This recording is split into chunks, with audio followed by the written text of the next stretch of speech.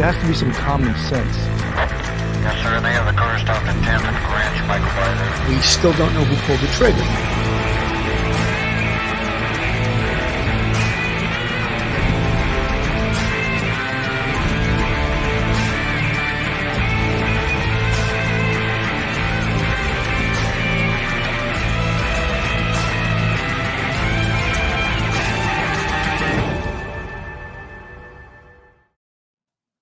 Hello, everyone, and welcome to Police Off the Cuff, Real Crime Stories. I'm your host, Bill Cannon, a retired NYPD sergeant with 27 years of service.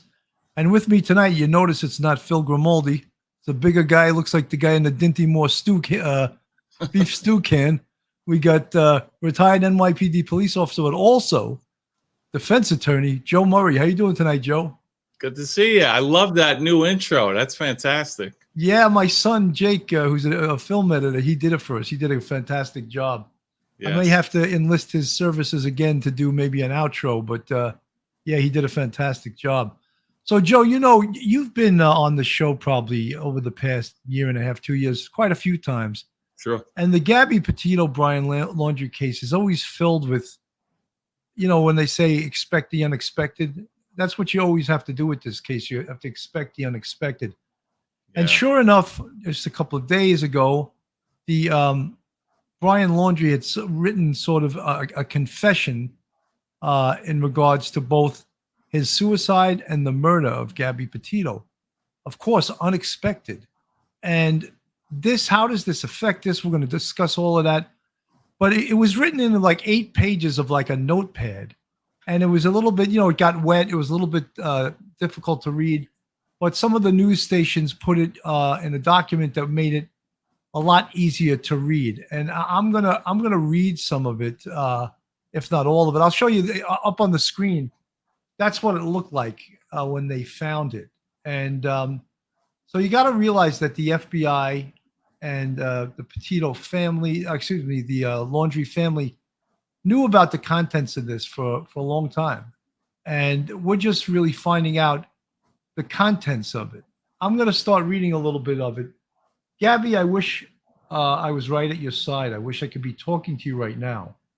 I'd be going through every memory we made, getting even more excited for the future. But we lost our future. I can't live without you. I've lost every day we could have spent together, every holiday. I'll never get to play with, it's ineligible that who we wanted to play with again. Never go hiking with TJ. I loved you more than anything. I can't bear to look at our photos to recall great times because it is why I cannot go on. When I close my eyes, I will think of laughing on the roof of the van, falling asleep to the sight of, also ineligible, at the Crystal Geyser. I will always love you. If you were reading Gab's journal, looking at photos from our life together, flipping through old cards, you wouldn't want to live a day without her. Knowing that every day you'll wake up without her, you wouldn't want to wake up. I'm sorry to everyone this will affect. Gabby was the love of my life, but I know adored by many. I'm so very sorry to her family because I love them. I consider her younger siblings my best of friends. I'm sorry to my family. This is a shock to them as well as terrible grief. They loved as much, if not more than me. A new daughter to my mother, an aunt to my nephews. Please do not make this harder for them. This occurred as an unexpected tragedy. Rushing back to our car, trying to cross the streams of it. This is also illegible, before it got too dark to see, too cold. I hear a splash and a scream. I could barely see. I couldn't find her for a moment. Shouted her name. I found her breathing, gasping. Illegible. She was freezing cold. Illegible. The blazing hot national parks in Utah.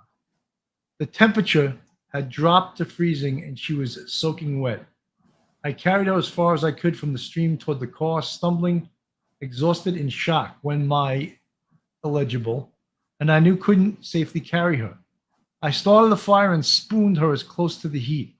She was so thin, had already been freezing too long. I couldn't at the time realize that I should have started the fire first, but I wanted her out of the cold back into the car.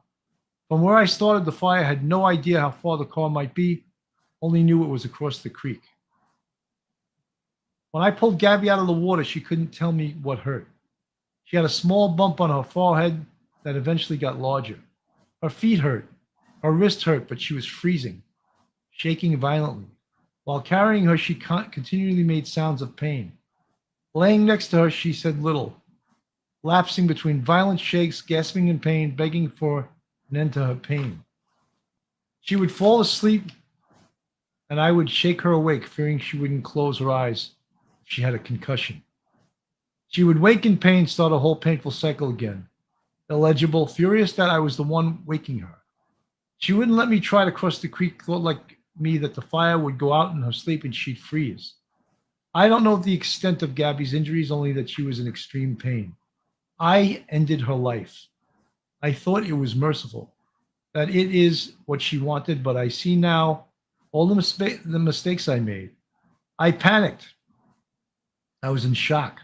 But from the moment I decided took her away her pain, I knew I couldn't go on without her. We just put a picture of Gabby up on here. I rushed home to spend any time I had left with my family. I wanted to drive north and let James or TJ kill me, but I wouldn't want them to spend in jail over my mistake, even though I'm sure they would have liked to. I'm ending my life not because of a fear of punishment, but rather because I can't stand to live another day without her. I've lost our whole future together, every moment we could have shared. I'm sorry for everyone's loss. Please do not make life harder for my family. They lost a son and a daughter. The most wonderful girl in the world. Gabby, I'm sorry. I've killed myself by this creek in the hopes that animals may tear me apart, that it may make some of her family happy. Please pick up all of my things. Gabby hated people who litter. What do you think of that, Joe? That broke my heart just reading that. It's painful, Bill. I hear a lot of people criticizing it, calling it, BS and made up, and it's all lies. Think about this. This is a young kid in his 20s. I forget how old he was, 26, in his 20s. 23, 24, yeah. And now he's facing, I don't know exactly what the context is, what was written after that, what was written before that. Did he have the gun in his hand while he was writing this? I don't know really the context when he wrote it, but it sounds like he had already made up his mind. He's about to commit suicide. He's about to face God and be judged. For you to say, not you, but for anyone to say that he was lying and he made this all up, that's a powerful statement just reading from this note that he wrote.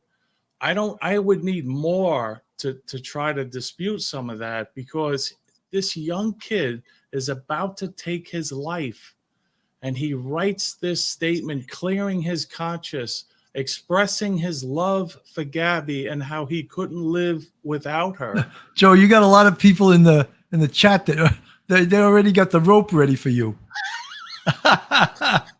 But honestly, he's going to kill himself, and I believe, they're God-fearing people that, he may have been. I'm not positive, but I'm sure he was raised, believing in God. He's about to meet God, and he's writing out the events that happened, and he's expressing his love. He's apologizing to the families. I find it hard to believe that people are so sure, they're so sure that this is all lies. Why would Joe, why? I just have to express my feelings about that. As everyone knows here, I worked in homicide for my last 10 years on the job. And I can read through Brian Laundrie's his statement here, and I think he's full of shit. I first see no character in this man. I think he's a coward. I think I think they had a domestic violence problem, and I think he terrorized her. So I don't take anything he says. I don't care if he's going to see his maker. I think he's going to see his maker, and he's more concerned with himself than spending the rest of his life in prison. As I said, I see no character in Brian Laundrie, and the whole bullshit about him trying to save. If he wanted to save her life, he could have. I think what he's really doing in this statement is covering some of the injuries she has, because we were told by the medical examiner that she was the cause of death was manual strangulation with throttling. Throttling. That's when you have your hand around and you're like that. Mhm. So he didn't very gently throttle her. A lot of murderers try to say, oh, I very gently hit him over the head with a ceramic statue. Not that hard, not enough to kill him, you know. So they always try to give themselves an out. And I think that's what he's trying to do. But you know what? He did it. He did the dirty deed. He killed this girl. And now he's either driving back to Florida or he wrote this right before he killed himself. It's unclear when he wrote this. Joe, I appreciate your opinion. I just don't buy it.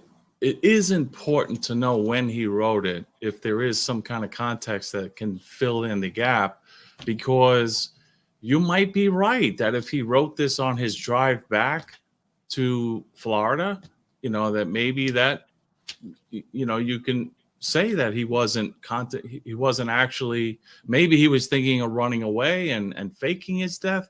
But if he's sitting there in the park with the gun in his hand, remembering everything that happened, I don't see him as wanting to lie about that. He's about Joe, to read what's on the screen.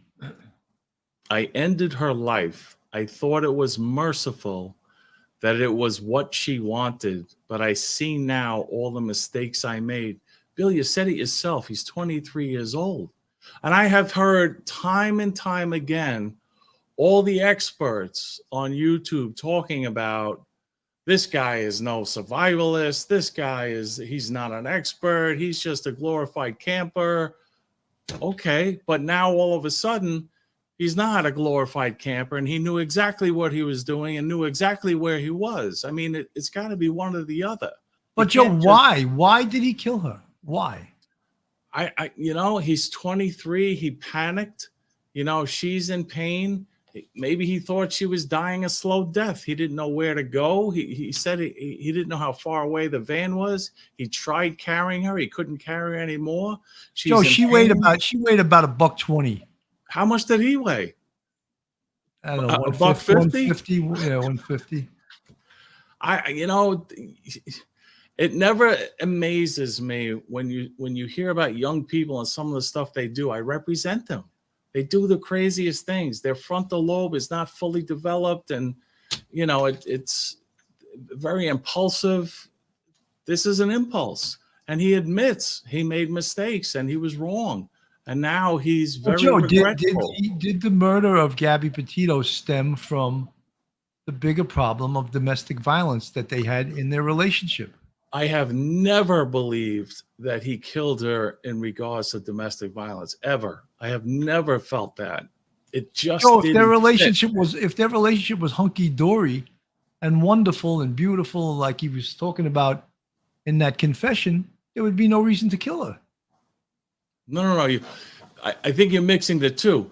I don't believe that it was a domestic violence situation. And I never thought it was, because think about it. He lived with her at his parents' house. And for a time period, his sister and her husband lived there. You can't live in that close confinement with someone for people not to see signs of domestic abuse, domestic violence. It's impossible. You just can't. So I never believed that this was, being tied up in that van together throughout this trip, you're going to have your little outbursts. And I get that. But Bill, go back to the timeline here. I have it up here. August 17th to the 23rd, Laundrie flies from Utah to Florida and back. Remember, he flew home. If he was so hateful and upset with her, you know, during that time period, why go back? Why did he go back? You know why he went back? He loved her. The parents loved her. He went back there to be with her. Yes, then it says on the 27th, Laundrie and Petito are seen in a Wyoming restaurant. I think there was the Merry Piglet.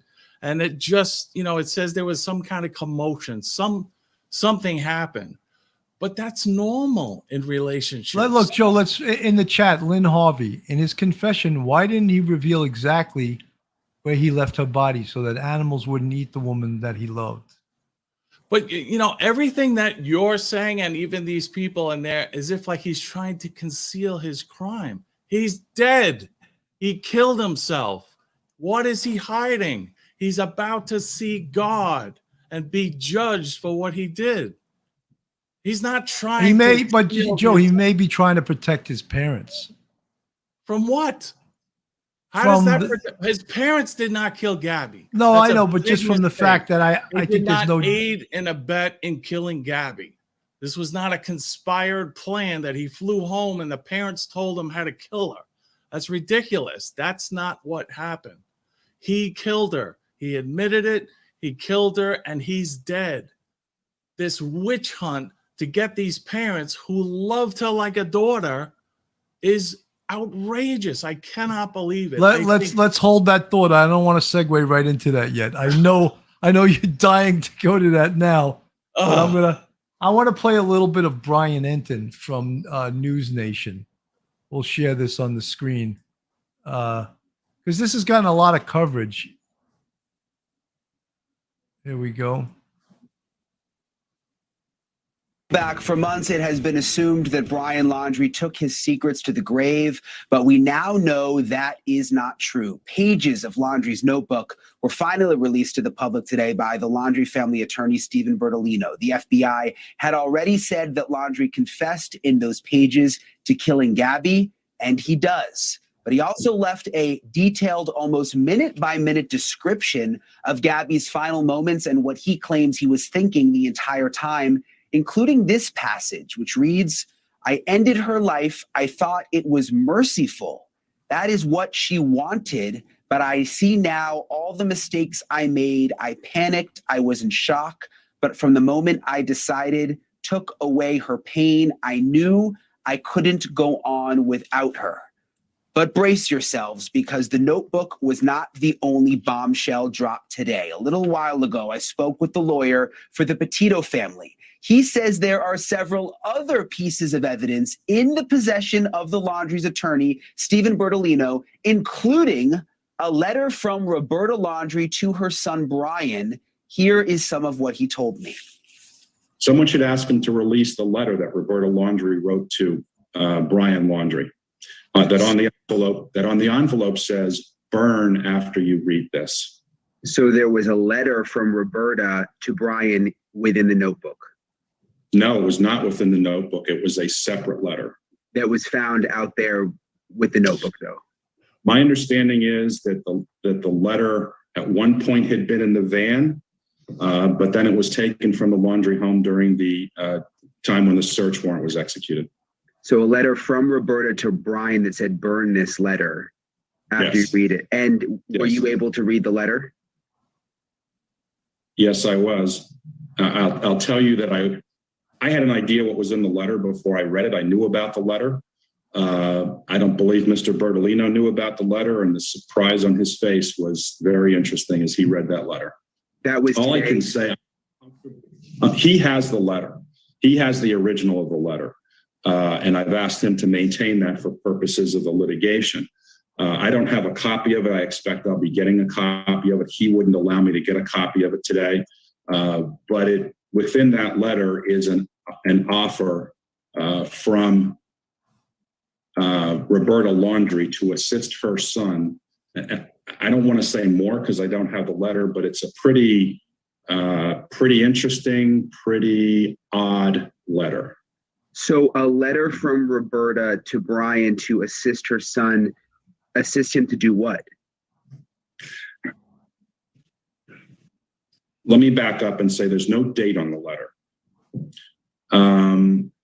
But it would appear that the letter was written between the time that Gabby was murdered and Brian committed suicide.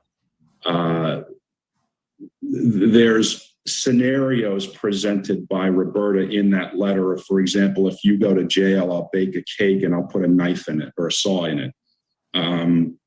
There was also something referenced in that letter about Gabby, and I'd rather not go any further. That at this point, the letter will speak for itself, and I don't want to paraphrase incorrectly what the letter said. I understand. I just want to make sure I can report it correctly. So was she sort of offering to help him kill himself? Is that what you're saying? No. Okay. No. It was as I said, it was an offer that had to do with Gabby. After she was already dead. That's my belief. And you can't say anything more about what that offer was? I'm not comfortable without having it in front of me because I'll be paraphrasing, and I don't want to paraphrase something that serious. Wow, very, very interesting there. Patrick Riley also told me that the notebook is not the only confession Brian left. He told me today there was a second confession on a, quote, digital device and possibly a third confession in written form. Riley says he has not seen those confessions yet, but the FBI told him they are somewhat different from the confession in the notebook that we've seen. It is a lot to take in. Thank you for watching. A lot there, Joe, huh? Yeah, that's exactly my point. We need more context. Now we hear that there are several either letters or a voice recording of him. So we need to know the context of, was this something he was doing, perhaps driving back and spinning his wheels coming up with this story? Maybe he wasn't going to kill himself. He was just going to try to fake his death. Who knows? Or was he sitting in the park with the gun in his hand and writing this thing out? Now, you know, just from the police department, there's something called a dying declaration. That's a hearsay. I knew you were dying to get to this. Well, that's a hearsay exception. And it's an exception where that would be admissible because they believe when someone is dying and they're faced with their own mortality and they're dying, that they're less likely to be untruthful. And that's why it's an exception to ordinary hearsay and it's allowed in. But we don't know if this is a dying declaration. It's a suicide note, apparently. But because of these other documents and a recording, we don't know when it was done. Did he have the gun in his hand? Was he that close to dying and ending his life? Or was this something he was spinning his wheels with? So in all fairness, we don't really know, but I'm taking it at face value based on what I hear from him in this recitation of facts. And he did commit suicide. I mean, there's no question. The DNA matched. They did the dental comparison. It's 100% him. He committed suicide. So that to me just, it jumps out at me that we really should take this at face value until we learn something different. I also want to point out, Bill, I give this attorney a lot of credit for the ethics that he showed. He brought this other letter up written by his mother, Barron, upon reading it. He brought it up at the hearing. And again, he similarly, refused to guess as to what was in the letter and just pointed out a couple of those points, exactly what he did here. Here he's faced with the case being dismissed completely and thrown out of court. And he had the ethics to say, look, I know the letter is there. I read it, but I don't remember exactly, so I'm not going to say. And I give him credit for that. He's a very ethical way he proceeded with that. My co-host doesn't pull any punches. Brian was a dirty, rotten scumbag in plain English. I hate to use that kind of terminology, but he killed a beautiful young girl in a fit of rage. That's what I really believe happened. So we have a lot of emotion in the chat, obviously. This case drove a lot of people, I saw the emotions. Like I said, this guy, John Walsh, he went off the deep end. But a lot of people really were, moved by this thing the whole way as it went on. Joe, this was like internationally known, this Yeah. case, not just nationally, it was internationally. I want to play a little bit of this. Incident that the city is preparing to investigate. I was distracting him from driving. I'm sorry. The moment on the side of a street in Moab has garnered national The old attention. Moab car stop there. A domestic violence call on a couple driving And through you the could town see on a even, cross-country trip. In that context, the officer. I don't know, there's not a lot, the volume's not good, so I'm did an gonna excellent take it job. off. We're not hearing it, but the car stop that when they were stopped in Moab by the Moab police, which of course there was a great deal of criticism of those guys. And we had said numerous times that we thought that they did a pretty good job, but there was lots of people that criticized those guys, that they didn't, they should have arrested both of them. I mean, that was a stretch, I think, Yeah. and we weighed in on it, and we weighed in on how we would have handled it in New York City. Yeah. And our verdict was that we thought they did a pretty damn good job. They did a great job. Great job. Yeah. But you talk to a lot of domestic violence experts, mostly women, and they would say, you could read into, I mean, you can't read into everything in an hour and know everything that's going on. But that's not the law. And I pointed out to a couple of try to be respectful. I pointed out to them, that's not the law. The law is an objective test, right? It's not through the eyes of an expert, do you think a crime occurred? No, it's an objective test, a reasonable person test. Is it apparent based on the facts and circumstances in the totality that a crime was committed? Probable cause, that a crime was committed, not based on an expert's view of the case. And they constantly throw that out there. I'm an expert. Yes, but that's not the law. That's not. But Joe, and also having hours and hours and hours to look at something, of course, and to examine it and to re-examine it, to play it over, play it back, play it forward. Yep. It's like that. That's where the term Monday morning quarterback comes from, is that you've had days and hours to look at the films and come to the conclusion that was a mistake, Yeah. But let me play a little bit of this. I hope the volume is better up on this one. Let's see. Wait 1 second. Here I am. I'm just, I'm the engineer. I'm the host. I know, you do it all. Doing it all. Let me put this up on the screen. There we go. Alleges he used credit cards in her name after she died. The FBI is still investigating the circumstances leading up to Petito's death, which they're calling a homicide. Laundrie is still considered, however, just a person of interest. But Florida, a law firm there, is offering now a $20,000 reward for anyone who can help find Brian Laundrie. In other developments tonight, Moab police officers and dispatchers will be scrutinized as a new investigation is launched into how they responded to an incident between Gabby Petito and Brian Laundrie. Fox 13's Haley Higgins spoke with experts about the disturbing interaction several weeks before Petito disappeared. Can I get you to step out of the vehicle for me, man? Praise and criticism towards Moab police's interactions with Gabby Petito and Brian Laundrie in the middle of their National Park road trip. Told me I needed to calm down. Yeah. But I'm perfectly calm. Joe, this is the famous stop that everyone super analyzed it and blamed these cops, even though they spent, I think, an hour and 10 minutes on this job. They were so highly criticized, and all these domestic violence experts, FBI agents, CIA, Interpol, everyone was analyzing this thing. And it's not reasonable to analyze it to that level. Correct. And especially the time they spent on it. You're a boss. Could we ever spend that much time on a domestic case? No. Nope. Make a decision. And that the officer, I forget his name at the end, he goes, look, I see it all three ways.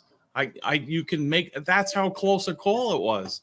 And he said that I'll back you, whatever you decide to do, because I see it all three ways. Except, the way law enforcement is, Joe, is that someone wants a piece of their hide.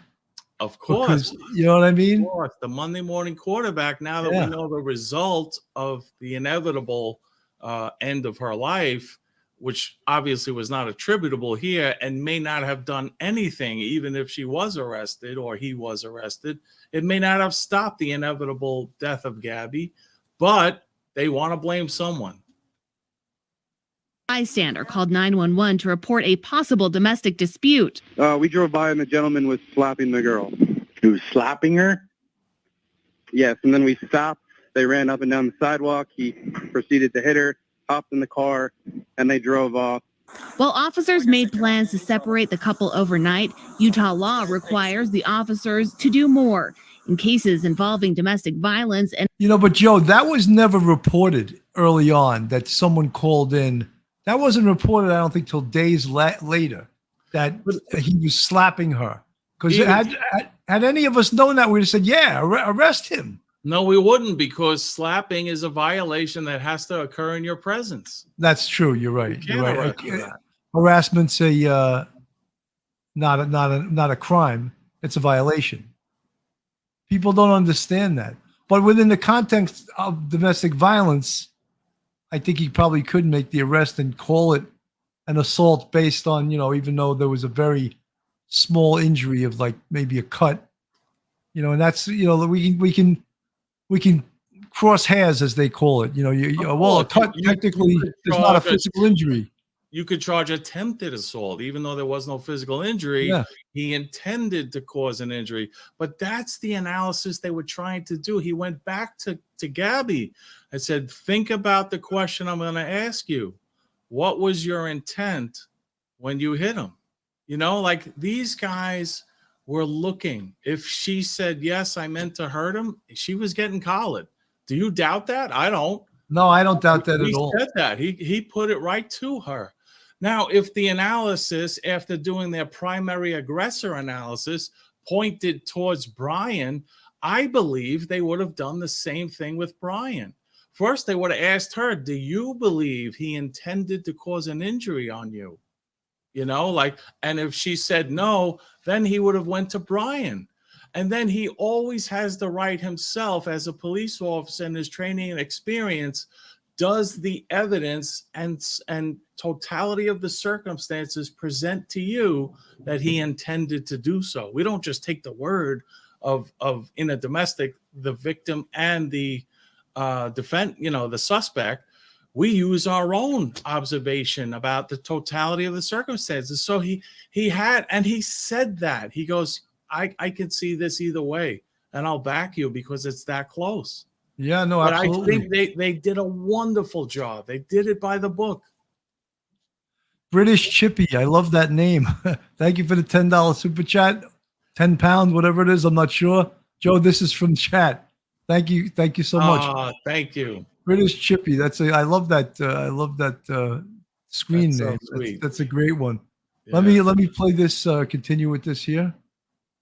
an arrest or citation is mandatory. There are no exceptions to that, and the officers didn't do either one. So technically, they weren't in full compliance with the law, but practically, their conduct seems to have been pretty smart. Greg Skorda says it appears the officers approached the call as if the couple suffered a mental health crisis. Instead, she just gets worked up sometimes, and I try and really distance myself from her, so I lock the car. Laundrie's alleged physical violence was not brought up by either officer, according to the body cam video. Former Deputy Chief Chris Bertram argues critical information may not have been passed along from dispatch. The fact that an independent witness is saying that he is physically assaulting her is very important information when we're assessing what's going on in the situation. This may be a mutual combat where they're both assaulting each other, and that comes into play as to how you're going to deal with that. The investigation into Moab police will be done by an unnamed agency. In Salt Lake City, Haley Higgins, Fox 13 News, Utah. You know, amazing, Joe, the scrutiny that job got. And it got so much scrutiny because that this story was like an international story. You know, folks, this is Police Off the Cuff Real Crime Stories. If you're not subscribed, go on our YouTube, hit that subscribe button. It's free. Give us a thumbs up, ring that bell. If you want to support us, we have a Patreon with 3 different levels. And if you want to join the Police Off the Cuff YouTube family, you can see the folks with the green font. We have 5 different levels to that. You can support us with that. So, Joe, I know that you're dying to get to this, and you're dying to get to, here we have, it's out. Brian Laundrie confessed in his notebooks to causing the death of Gabby Petito. He also confessed to taking his own life, or intending to take his own life. Now, the case now is looking to go civilly. So in essence, the Petito family's going after the Laundries, and I guess it's really, when you analyze, it's for omission, which is a failure to act. And I don't know if the law covers that. So that's why I bring on a smart guy like you to talk to us about, does omission is omission, something to file a civil case with in this incident? Not in this context. And it was, again, crediting the plaintiff's attorney. I give him a lot of credit. He was very ethical in his argument. He was asked, quite clearly from the judge, we understand, that we would have wanted them to report what they knew. And he says, well, they could have even made an anonymous call. But then the judge pressed him and said, where is the legal duty? In this court, we have to deal with legal duty. Did they have a legal duty to speak? And quite clearly, there was no legal duty, and he didn't allege there was a legal duty. What he did, by his own admission, though, and this is why I like this guy, by his own admission, he says, it's going to appear that I'm deflecting and not answering your question, but I'm alleging that it was a course of conduct. It wasn't that they failed to report in and of itself in a vacuum. It was the course of conduct that they underwent, even though he alleges that on, I think it was August 28th, they knew that he brutally killed her. They had this information. And he says what they did from that point forward is what rises to the level of extreme emotional distress, outrageous conduct, far beyond what's acceptable in a civilized society. That's what he's alleging. So by his ethics of saying, no, there is no affirmative duty to speak, my case is not about that. My case is about their course of conduct. Now, I think his course of conduct is a little frivolous. He's alleging that even though the Laundries knew this, that he murdered her, when he got home on September 1st, they carried on their lives as if nothing happened and didn't say a word to anyone. And then he says they went on vacation together.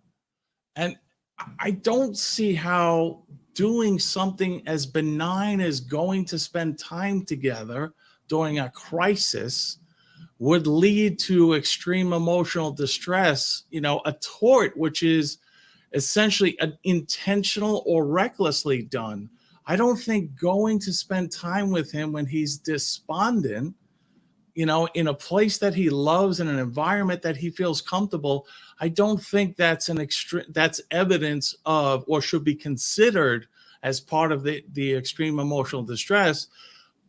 But he's laying this out as their course of conduct, all of this stuff. The one thing that the court kind of telegraphed as something that might rise to that level is not the failure to act. It was Bertolino's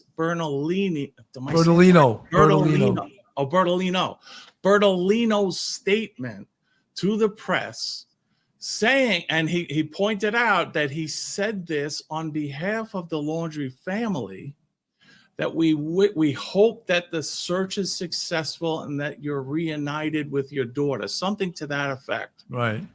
And the judge, he pointed out as he was, asking questions of the lawyers, he says, we know, wasn't Johnny Depp held responsible for the comments made by his lawyer? Isn't he an agent of the party? Isn't Bertolino an agent of the Laundries and speaking for them as if they said it themselves? So, he used that Johnny Depp case saying that, yes, a statement by the attorney could be attributable and the liability could be attributed to the Laundries. Folks, what I think that almost everyone in the chat wants, of course, to see the Laundrie family hung for this. However, if I may speak in layman's terms, you have no requirement to basically to speak, to speak or to put yourself out there or to, I'm trying to look for the word. Affirmatively report this. You don't have to give yourself up basically and admit to anything.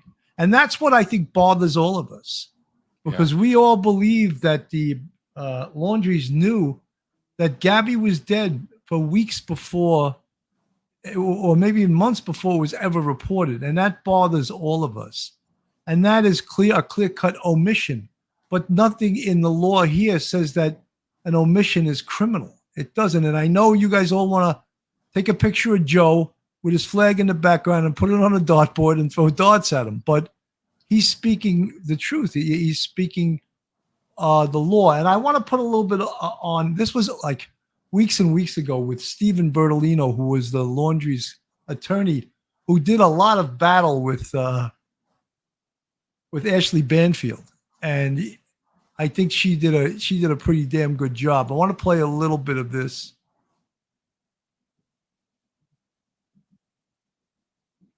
So you didn't speak with Brian or Roberta or Chris between September 1st, when he arrived back in Florida, and September 11th, 10 days later?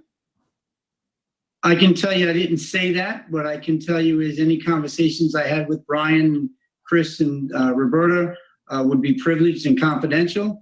What you asked me was, when did I become involved for this particular case? And it was on September 11th. So then presumably before September 11th, if you had conversations with them, say September 1st to September 11th, those 10 days, those would not be privileged because you hadn't been retained as counsel? Well, that's not true either, because I've been the Laundrie family attorney for well over 20 years. So any conversation. Joe, how long does lawyer-client privilege? Can you represent someone 30 years ago and then claim that because you represented them 30 years ago, you still represent them? Is that legit? Lawyer-client privilege surpasses the death of the parties and the lawyer. I mean, it's something that's sacred. It goes on forever. But that's talking about things that were said during that relationship. It can't be revealed just because it's 30 years later. What I think you're getting at is what I'm saying is, you does represent someone 30 years ago, does it mean you still represent right? them? That's No. what I meant. That's no, what I meant. It doesn't. There has Right, to be an affirmative conversation where someone is seeking legal advice. It has to meet all the criteria. It has to be done in secret, meaning it's just you and the client. The conversation has to be regarding the law and a legal question. Perhaps they're giving you facts. That would be privilege. I do it all the time. Well, People Joe, it's call like me up. when you represented me and you said, "Hey, send me $1." Yeah, but it's true. I get calls all the time from people, who are charged with crimes and have attorneys, but they're not happy and they're considering switching over. Just that conversation, as long as it's private, it's between us, you meet all the other criteria, it's privilege. It doesn't matter that they paid me, they didn't pay me, they sign a contract, it doesn't matter. You're allowed to have. But as far as him saying he still represents them based on something that happened 30 years ago, that's really not true. I don't know their relationship, but I think the significance of this recording, where she's alleging, well, they had a conversation August 1st. He didn't have a conversation with them for 11 days. That goes to this statement. I didn't finish. I just want to add something with that motion to dismiss. The statement that Bertolino made, the Laundrie attorney said, yes, you can attribute the statement of a lawyer to the client, but in this case, it wasn't that was a defamation, example, the Johnny Depp, but in this case, it's not defamation, and we don't know what information he had when he made that statement. And just this recording here showing that he was never in Florida, to my knowledge, that it was just through phone. So I think his knowledge of the case was limited. He didn't have the full facts. So that's an interesting point, because that could lead to this ultimate dismissal. I believe if they can't find a way to hook that statement in that Bertolino made, this case gets dismissed 100%. And I don't even think the statement he made was so benign. It's not something that would rise to the level of extreme emotional distress anyway. Right. So I mean, intentional infliction of emotional distress. I have with respect to legal matters would be privileged and confidential. So when Brian came home to Northport on the 1st, as is evidenced by a card reader, a license plate reader, seeing the white van coming home, how did you have your first engagement with the family? Was it a family meeting? Was it a conference call? Like, how did you first connect with them after he had returned? Again, any conversation I've had with Chris, Roberta, and Brian, was by telephone. But the dates and what we discussed are all attorney-client privileged and confidential. And I'm sorry to say that I can't speak about those things. Counselor, I fully understand that you cannot reveal those privileged engagements, the content within. I'm just sort of going around the contours of it, if you'd allow me to. And that is that I'm just curious about, because you're, as I understand it, I'm talking to you in Long Island, correct? That's correct. And the Laundries have always been in Northport. No, they haven't always been in Northport. They lived on Long Island for many years. I don't know exactly how many years they've moved down to Florida. Sure. But, understand. I just mean for the purpose of this particular engagement, say from September 1st on, you did not go to Northport to engage with them. You really had to do this from afar. That's correct. Everything has been, by telephone, text message, or how should we say, FaceTime. Or sort of these group Zooms. Did you have like the family, group FaceTime or the group Zoom like this? She's baiting him here. We didn't do something like that. Conference calls? We've had a couple of conference calls, yes. And when you had the conference calls, I mean, I'm just thinking of myself as a mother. And if my son were, engaging with our attorney, it would be difficult. And I was curious about how Mrs. Laundrie's reactions were, how she was digesting. And again, you don't have to tell me what you were discussing. I understand that's privilege. But just the reaction, the nature, and the sort of taking all of the information in real time. How did she manage that? Ashley, I don't want to give you an interview where I can't answer any of your questions, but, it seems like most of the questions you're asking are going to border on the attorney-client confidentiality that I can't answer. If you're asking me, in general, what has been, Roberta Laundrie's demeanor and disposition over the last 4 or 5 weeks, I can tell you she's been very upset. She's, again, been distraught. And in the last couple of days, she's grieving.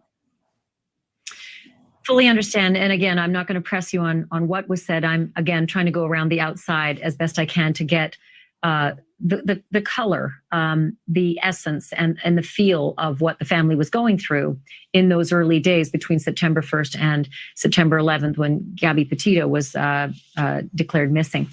And even thereafter, up until the 13th, when Brian himself left for the hike and didn't come back. I guess all I'm trying to get a feel for is that the family meeting with you were can I put it this way? When you had the family meeting with them via electronics, was it a happy occasion? Often I tell people as an attorney, I often don't get to deal with them on happy occasions. So, you're using a term happy that I would never use. What I can tell you is every conversation's been serious. Every conversation that I've had, as any attorney would have with their client, doesn't necessarily border on happy. And I don't mean to beat you up on the use of that word. But what I can tell you is I'm not at liberty to discuss anything prior to September 11th. You can ask me many different ways, but I'm going to keep giving you the same answer. All of that is going to be attorney-client privilege. Anything after without September divulging, 11th, sure. Without divulging anything they said, were they at least all three of them, able to engage with you and fill you in on their perspectives of anything that you were discussing? On September 12th and September 13th, yes, absolutely. All three of them could fill you in on how things were going within the household. Your discussion as a group was full and rich, and you could get a feel for what was happening in that household through your conversation with the three of them. I had private conversations with Brian. I had private conversations with Chris, and I had private conversations with Chris and Roberta separately. I can tell you that, I had an understanding of how the house was functioning at that point in time. She's good, man. She got if I played more of that, you would see she really got him pissed off. She was like a pit bull. She didn't stop, and I guess he probably should have stopped her just by saying, "I'm not talking about any of that." Yeah, But he kept her off. But she was wrong about that. She goes on to say that, and it is true. Like I said, if you have a conversation with a client, in order for the attorney-client privilege to be maintained, that has to be in secret. It can't be, there can't be non-privileged people inside that conversation. So that's what she was getting at, saying that because the parents may have been part of the same communication, that's why I said she's baiting him. She's trying to establish that there were non-privileged people a part of this communication. If that's the fact, then they could be subpoenaed to come to court. That's no longer an attorney-client privileged statement. But what she's failed to perceive is that a lawyer can represent multiple parties. And in a dual representation defense, it's an agreement, and it's usually in the retainer. I mean, I don't know, because he knows them so long, maybe it's already established, but as long as there's no conflict, a Gomberg issue, or they waive it, or when you speak to one of the clients and speak to the other, they're all bound by the attorney-client privilege. Like, for example, the parents cannot now go forward and talk about what was said during that conversation. We use it like a joint defense agreement. If I have multiple defendants in a case that are represented by other attorneys, we can have a joint defense agreement so that we can all meet together and discuss it, and that binds everyone in that meeting from disclosing anything that was said there. It doesn't matter which defendant. So what she failed to perceive is he represents both parties, the parents and Brian. And who knows what the parents revealed to them? Maybe their communications with Brian. Maybe they had some jeopardy, as we see now, that they had knowledge of what happened. So he's allowed to represent both. And as long as they have that dual representation agreement, nobody, it is a privileged communication, even though they are the parents. And ordinarily, you can't have the parents, the girlfriend, the spouse there, because they're not part of the privilege. Right. I hope I explained that. I don't know. Yeah, no, you did. Folks, if you need a good attorney, Joe Murray's your man. Joe Murray is a retired NYPD police officer, and he's an outstanding defense attorney. As witnessed as he comes on these shows, he's very much in demand in the podcast world, both with cops and with people on the other side of the fence. If you want to get a hold of Joe, his cell phone number is 718-514-3855. You can email him at joe@jmurray-law.com. His website is jmurray-law.com. We highly recommend Joe. Joe, I know that you got to get out of here on the hour, so I don't know. I know you wanted to get into the civil case, and I mean, we don't have enough time to really dig deep into that, but I think we know what your opinion is that it's probably going to be thrown out early on in this case because there's no grounds for it. Right. You want to elaborate? You alluded on that? to that, Bill. You pointed it out. There's no affirmative duty for them to report to the Gabby Petito's parents what they knew about Gabby. They didn't have to report anything. And even their lawyer very ethically acknowledged that.